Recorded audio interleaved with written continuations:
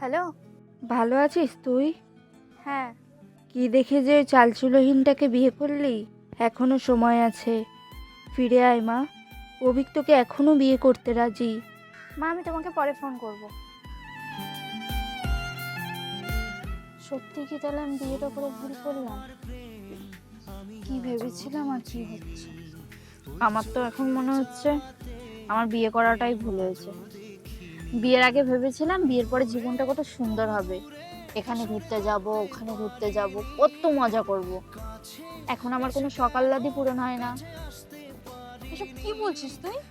আর এসব উল্টোপাল্টা কেন ভাবছিস? এই সিচুয়েশনে তোর ওকে সাপোর্ট করা উচিত। দেখবি একদিন সব ঠিক হয়ে যাবে। আমি আজও বুঝিনি ওই চোখের